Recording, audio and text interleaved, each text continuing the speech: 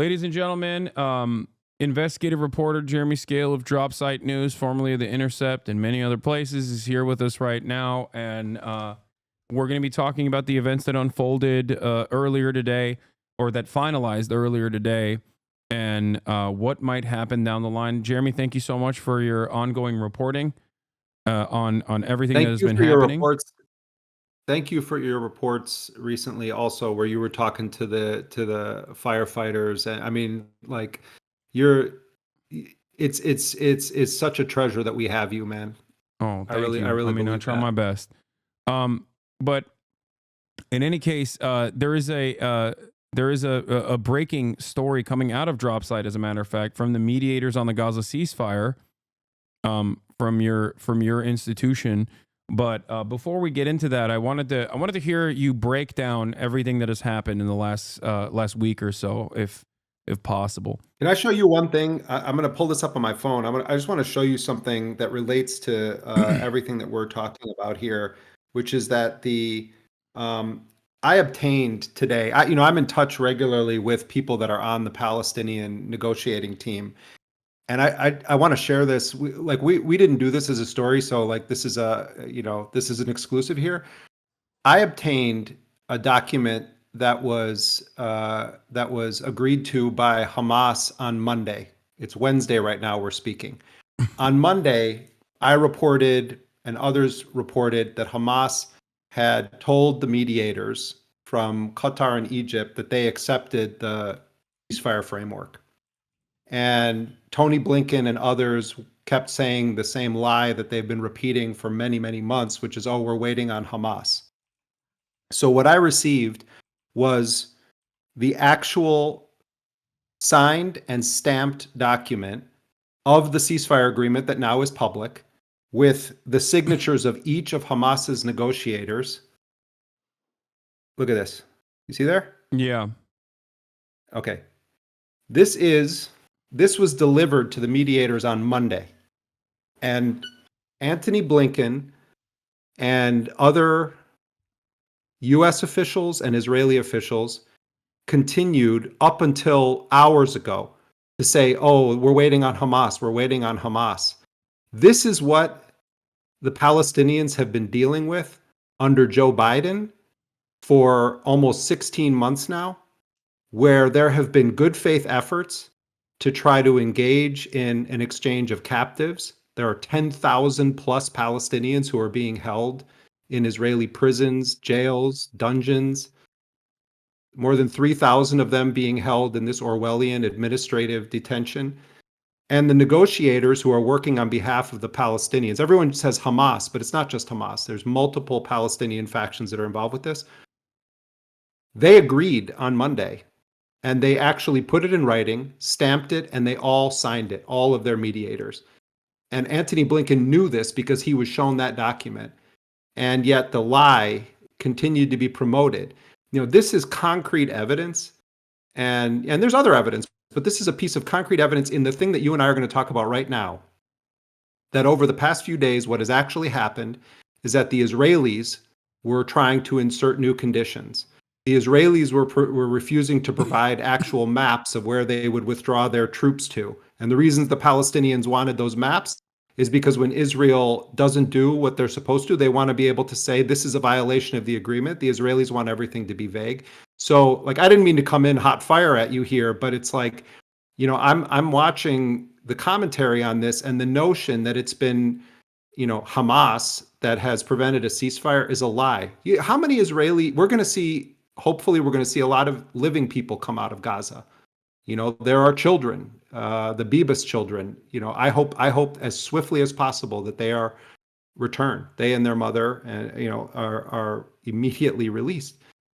How many Israelis have been killed, in Gaza as a result of this kind of lie factory when deals were on the table? We don't even know how many Palestinians have been killed. The Hamas numbers, it's more than 46,000. This is a dramatic undercount. Yeah. You were talking as I came on about wanting to go in there. One of the reasons the Israelis don't want, non-Palestinian journalists in there is because when they start telling those stories, then people are going to have to take it seriously. when it's our Palestinian colleagues who they're hunting and murdering and killing their family members also, it's like, oh, well, they're all Hamas. Yeah. And so I'm just giving you one example, like for the the community of people here that you hang out with every day. Like, this is just one small thing from a not powerful journalist that if I can get this document and share it with you guys, why aren't other journalists doing their jobs? Why aren't they saying, no, actually, Antony Blinken is telling lies that are lethal lies? Yeah. Instead of, if like you have direct access to some of these people, you're obviously you're not like a little journalist. You are a veteran in the field. But I'll take it one step further. I'm a random dumbass sitting at home in Los Angeles, California. And if I can see the immediate contradictions with what Antony Blinken has said over and over again, as Israel worked to immediately contradict Antony Blinken, right after he kept saying, no, Israel actually is holding to this deal, but it's actually Hamas that's not holding to this deal. Not this last time around, mind you, but on numerous instances over the course of the past 15 months, then why can't anyone in mainstream news also recognize that? Why do they lap up everything that the American State Department puts out as law, basically, as the utmost truth that you can arrive at? It has been endlessly frustrating. And with the incoming administration, I'll take it one step further. When you have the Trump administration coming in and possibly implementing like ruthless autocratic approaches to media, press freedom, possibly going after political enemies, weaponizing the Department of Justice, all of this stuff, you need good journalism, and you need people to have a sense that mainstream outlets, legacy publishers, are actually committed to the truth, to do what the Fourth Estate is supposedly designed to do. And yet, in an effort to continue defending the American State Department's objectives in this region, the grand design that the American Uniparty has over the Middle East as they gear up for a much larger conflict with China, they have consistently eroded what remains of the little confidence that people could have had. They've completely lost an entire generation of people that saw with their own two eyes exactly what was going on, and then would tune into the New York Times or tune into CNN or tune into MSNBC, CBS, and the like, and see something entirely different and go, how can I ever trust these people ever again? Yeah, I mean, and look already what's happening. The New York Times, I think it was yesterday, did this story about the Lancet study that showed that there was a dramatic undercounting of the deaths of Palestinians in Gaza. I mean, you've been saying this for a long time. I've been saying this for a long time. But this is indicative of the attempt that people are going to make to kind of clean up on aisle 12, where like they've been facilitating, aiding, abetting this genocide, and watch it too in Blue MAGA world, where it's going to be like, well, we always were. No, you weren't. You were part of this, and we did this story today also where, I don't have the number in front of me, but it's like 29%, of people that didn't vote said that the primary reason they didn't vote in the election, this is Ryan Grimm did this story, is because of Gaza. And look at how many people were telling us like, oh, that's not, this isn't the thing. And it's like, Harris has more important things on her plate, and, she's working tirelessly. I mean, come on.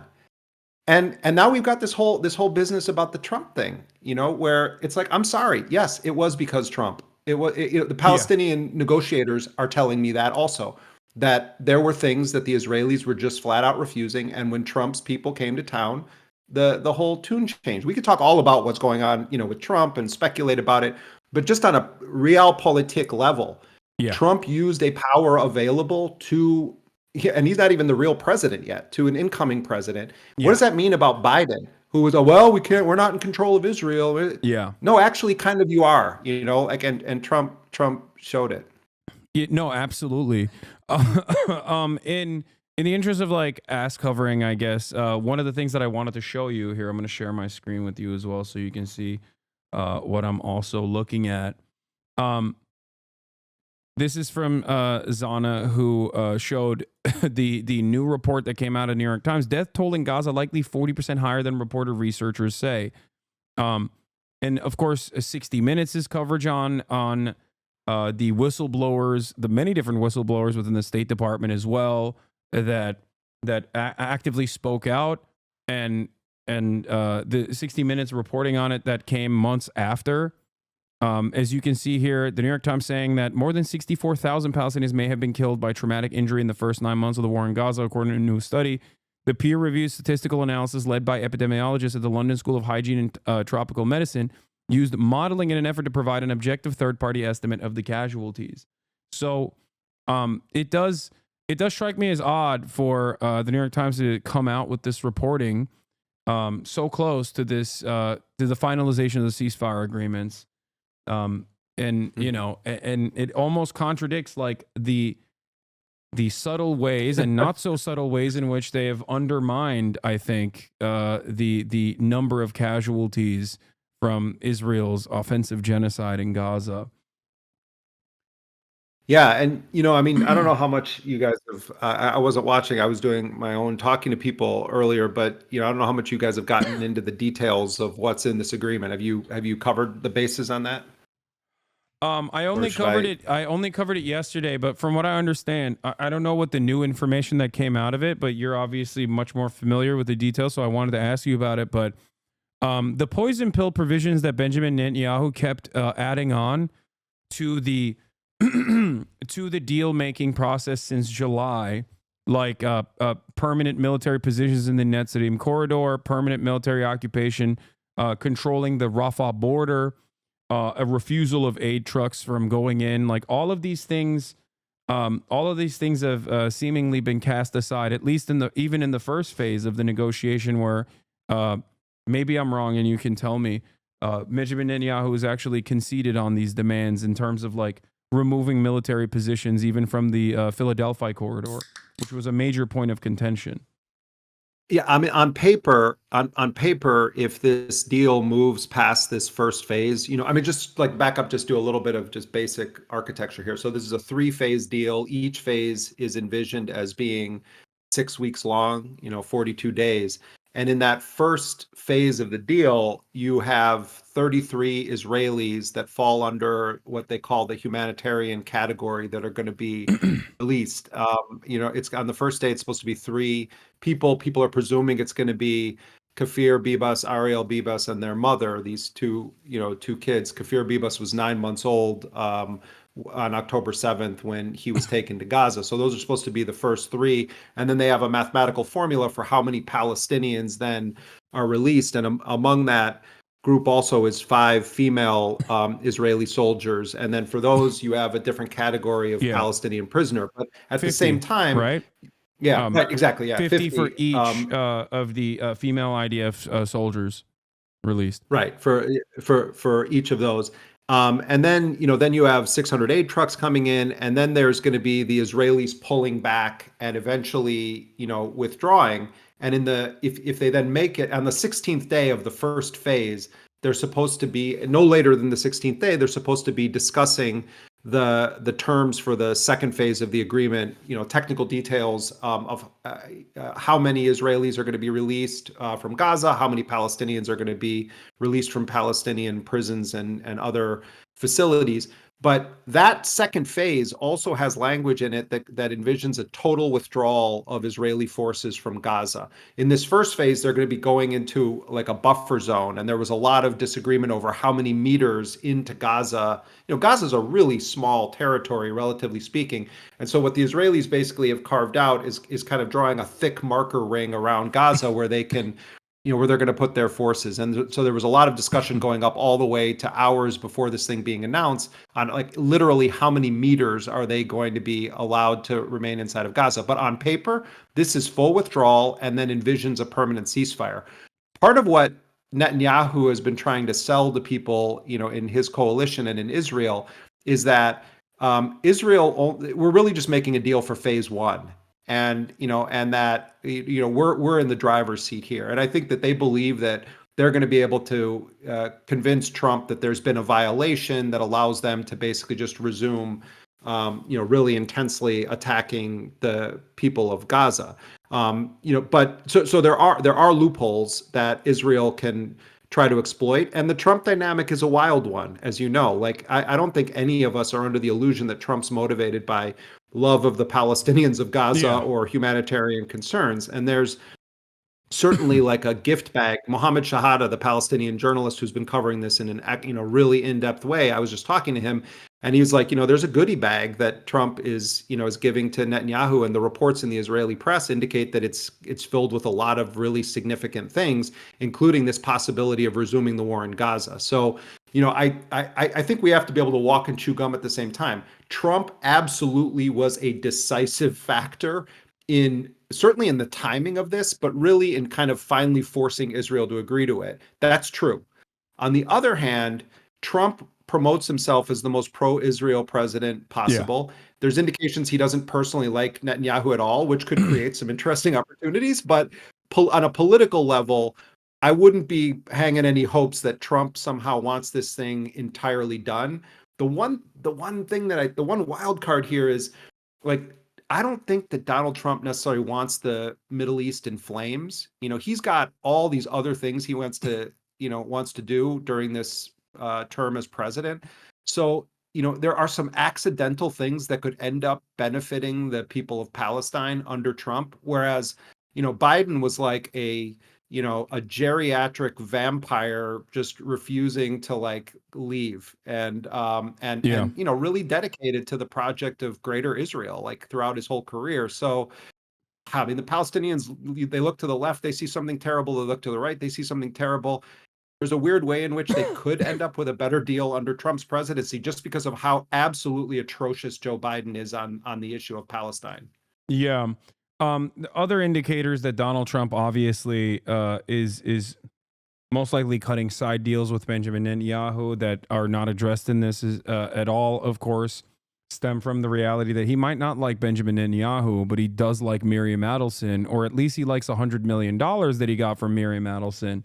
And previously, when he ran last time, he liked it from Sheldon, who is now dead. Totally. I mean, look at the wackadoodle he's putting in charge of the embassy there. Mike Huckabee. Yeah. A complete evangelical Zionist rabid sociopath, like worse than anything anyone could have ever imagined. A person who says Palestinians don't exist, and a person who refuses to call the West Bank, calls it Judea and Samaria. I mean, he is like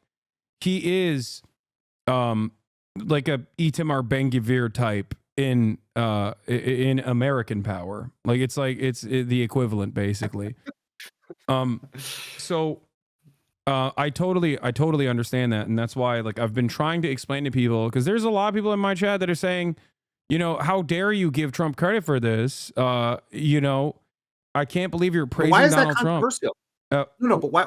Look, just spend a few minutes reading generally reliable or mainstream sources. You can find it from the left to the far right in Israeli media. They know what some of those people seem to not want to accept, which is that whatever you think of Trump or why Trump did this, we would not be talking about a Sunday cessation of Israel's war happening had Trump not intervened. That's just a fact. Yeah. That's not praising Trump. That's just factual. Thank you. Exactly. And there is that's just the truth. I think that what do you say to the fact that Trump didn't send like a statesman at all, but just like a real estate developer that he golfs with to talk to Benjamin Netanyahu? What do you feel about the Witkoff?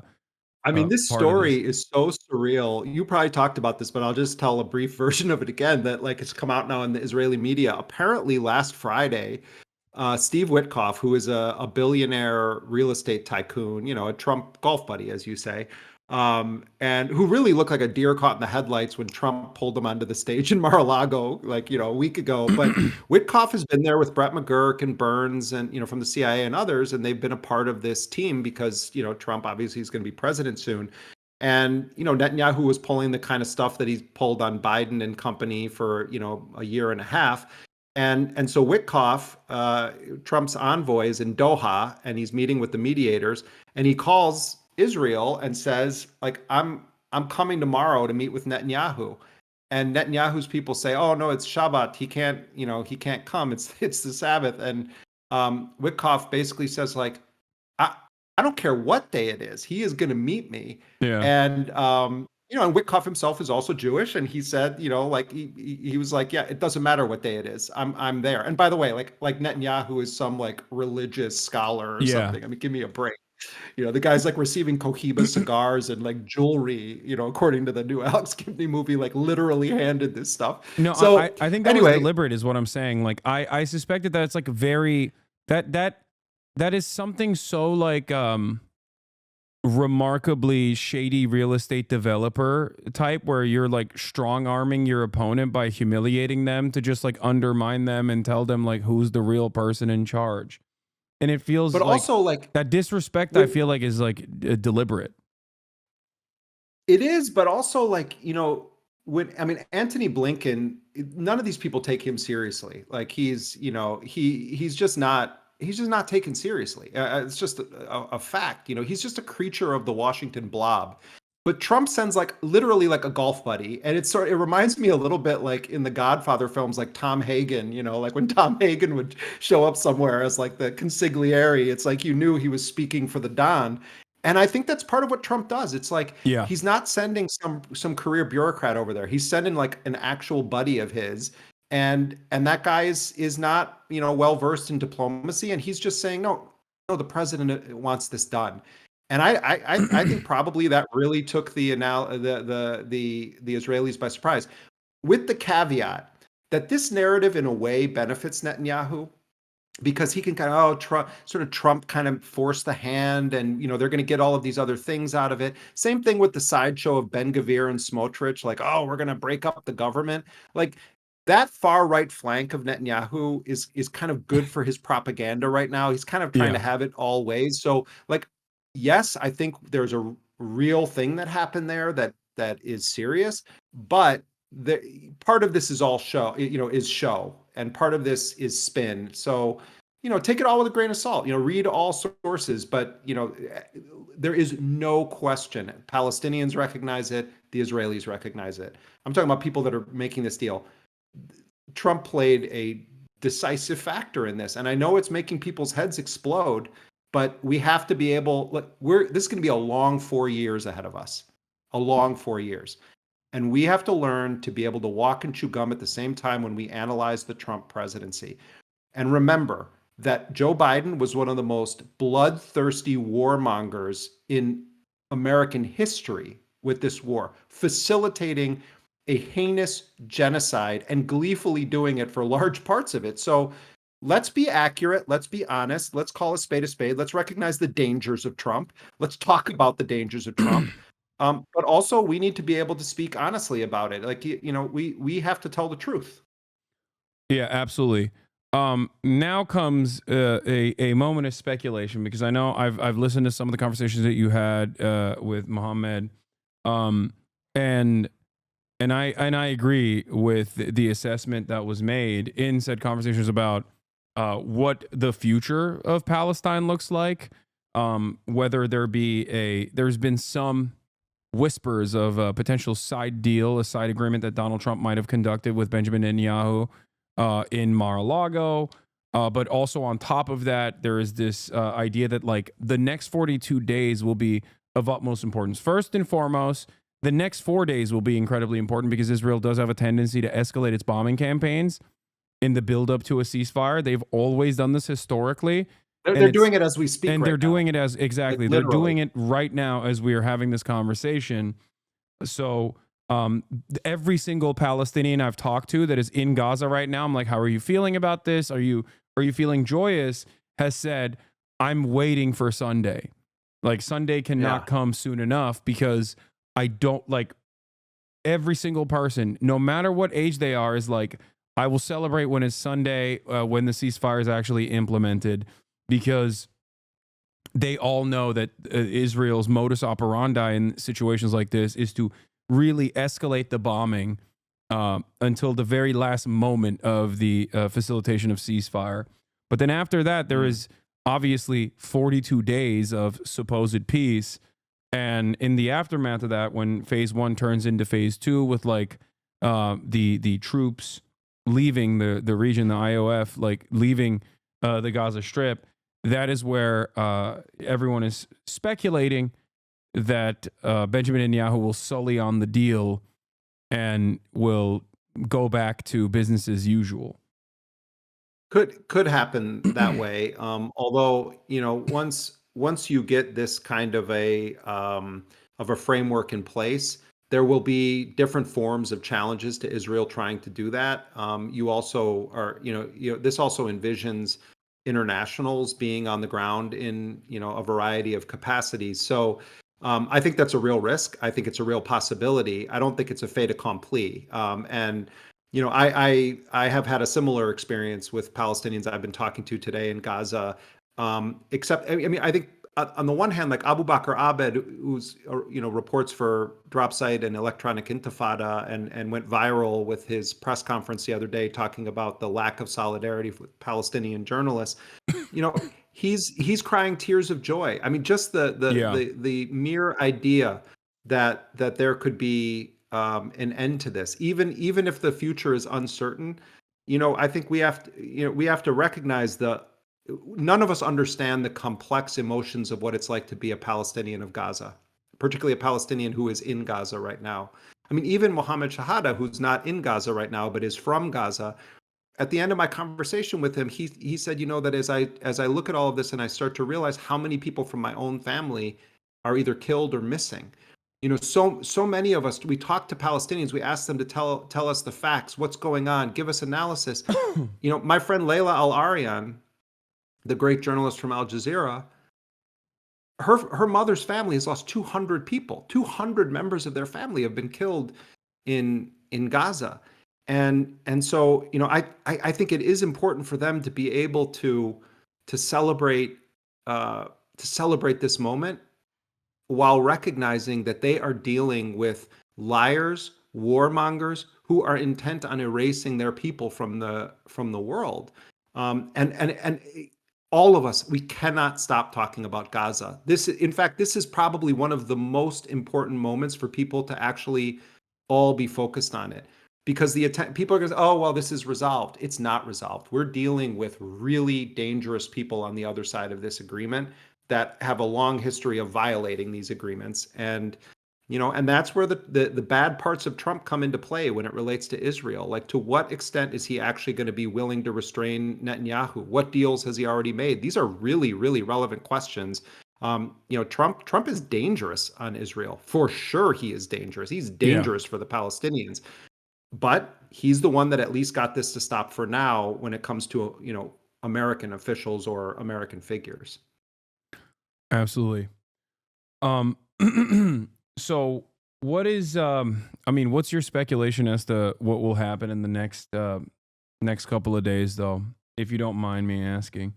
Yeah. I mean, well, I think that there was an order issued. Israeli media is reporting this, that the Israeli forces are supposed to continue full spectrum, intense attacks right up to the moment that this thing officially kicks into effect. It's supposed to be on Sunday.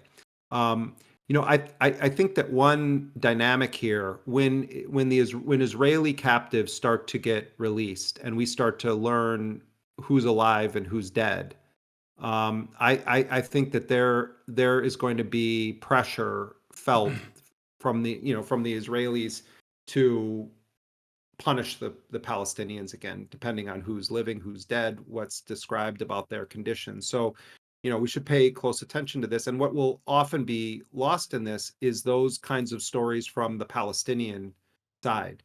Palestinians have been raped in Israeli prisons, sexually abused, raped to physically death, abused, tortured, raped to death.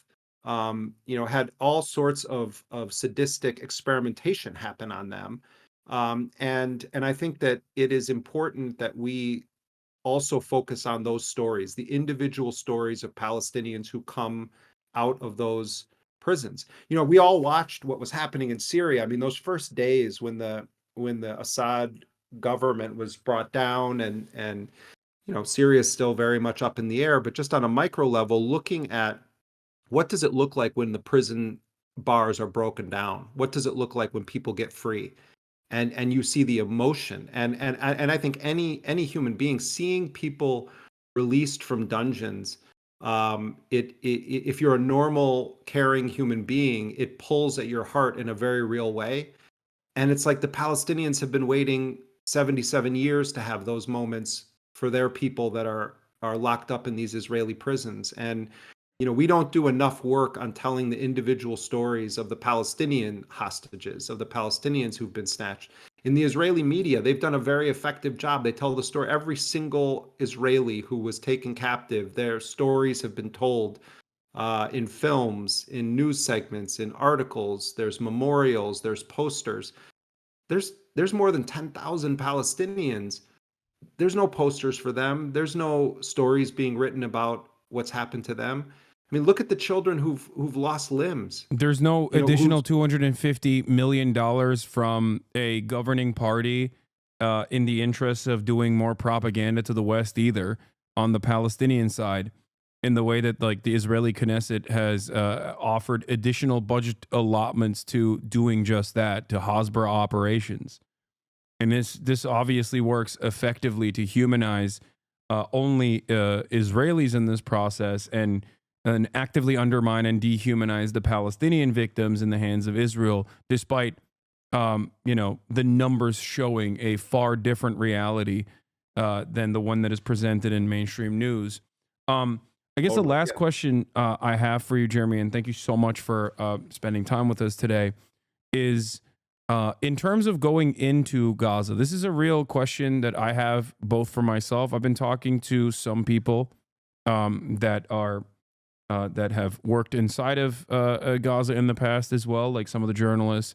And if the Rafah corridor is open in the aftermath of this, of this ceasefire, is there a possibility to go into Gaza, and how dangerous it is? Like, do you think that Israel will allow foreign journalists and foreign humanitarian rights groups to actually go into Gaza to conduct investigations and to shine a light to the full scale of the atrocities? Because I'm very fearful that this goes completely against Israel's interests of maintaining this faucet of propaganda. And if all of a sudden, as you've mentioned, the claims being made by Palestinians are laid bare and are now being shown by Western reporters, these trusted institutions that Western chauvinists seemingly only care about when they are reporting on it, all of a sudden the dynamic will be very different, and it will certainly play a role in undermining Israel on the global political stage. I mean, there's a real question of whether Israel will even be able to prevent it. And the Egyptian government has not exactly been the great facilitator of press being able to cross over into Gaza. I mean, it happens. It doesn't happen now, but it has happened in the past. But there's been a lot of struggle. And early on in the Gaza genocide, there was an attempt. Activist caravans went down, and the Egyptian government tried to stop them. And you've had journalists try to go down, and only a handful of non-Palestinian journalists have been able to make it in, usually, for a very brief moment of time. Like, I don't want to get into a whole side discussion about Clarissa Ward. Yeah, I was just talking about her earlier this morning. That was to give her flowers on that one. That was actually a ballsy move that she pulled off. And I do respect. Well, I'm bringing it up because it's like, that's been the that's the chit that's been thrown to the kind of broader press, is that like occasionally something like that has happened. But there's a real question of whether they're going to be able to stop it. Because Egypt also is going to insist on its sovereignty in this equation. My guess is that journalists are going to be able to get in. On the issue of safety, look, you're in an unstable environment where at any moment the Israelis could decide that there's been a quote unquote violation. But I think journalists have to try to go in, and I think journalists Absolutely. need to continue the pressure. And to their credit, Western reporters have gone through a process of Israel where they filed litigation saying that this is undemocratic and anti-press to not allow journalists to go in there. I think there's going to be a lot of Western journalists, of all stripes that are trying to get in there. It's like, I mean, if you're talking about yourself going in there. I think you have to trust local reporters and journalists and listen to them and take seriously their assessments. But that kind of work is always dangerous. This is not like you're going on, an organized field trip or something. Like No, I this know. is real. This is serious, and the Israelis are very, very dangerous. I think that we also at Dropsite we have to talk about how we're going to approach this. I mean, very, very early on, we were trying to get people in. When I was back at the Intercept, we had discussions about it. We've had discussions about it at Dropsite. We have great Palestinian colleagues that have done a remarkably heroic job covering this. It's important also that non-Palestinian journalists go in there to pick up some of the pressure on our Palestinian colleagues and start telling the world. And the reality is, unfortunately, that sometimes people listen more to to non-Palestinian journalists. I mean, that's just like, it's horrible, but it's true. And I think that it's going to be an undeniable crime scene that people are going to be witnessing, and that's why the Israelis don't want anybody in there. Yeah. I don't know. I mean, I'm thinking about the logistics. Like, this just happened, so it will be like, the nature of my coverage is that it's real time live stream broadcasting. So I don't know if that offers a crosshair or a shield in that regard, where it's just like it's something that is impossible to reckon with or avoid, I guess, in that regard. I mean, look, I was in Yemen at the height of Obama's drone wars, and in Somalia and other places where, is there officially a war declared? No, but there's, part of the nature of war. I mean, I think people who watch too many films think it's just like all the time. One of the most terrifying things about being in a war zone is that nothing ever happens in a predictable manner. You can think that, oh, we're like, we were out in the field. Let me just give you an example. We're out in the field. We're filming people. We were filming this thing, but now we're back to wherever we're staying and we're safe. Well, why do you think you're safe? Anything can happen there. So it's the unpredictable, unexpected nature of it that often is kind of the most terrifying. And I think that's true also of civilians. How many stories of Palestinians did we hear where a parent says, oh, I went out to forage for food, and then their family is killed when they go out? Or someone gets sent out to go and do a mundane task. I'm going to fill some water, and they end up getting killed. I mean, to me, that's the war is not like you see in films. It's like one of the most terrifying aspects of it is that bad, horrifying things can happen at any moment. And I think that vibe is still going to be true, even if there's this quote unquote, cessation of hostilities in that first phase. But that's what journalists do. They go and they take calculated risks, and sometimes the calculations have to be thrown away because of that unpredictable nature of what can happen in a war zone. Well, I'd like to talk to you more about that offline as well, in terms of like what the best possible way to do that as well. But thank you so much, Jeremy, for coming on and enlightening us as always. And also, thank you so much for your consistent, continued coverage. And thanks to you also, like, you really helped get Dropsite off the ground, and like so many people from this stream are now like subscribers and write us, and so we're super we're super grateful, like, for your solidarity and your help, and also helping Dropsite launch into the world. You often like disparage yourself, man, but like when you do something that's when you do something that's hitting, it's really hitting. Like, and I think your voice matters more than you give yourself credit for. I try to do my best, but I am, at the end of the day, nothing without my community, and I think that they are the ones who make my reach more meaningful, I think. But once again, thank you so much. All right. All right. Take care, everybody. All right. Bye. That was Jeremy Schaill of Drop Site News, ladies and gentlemen.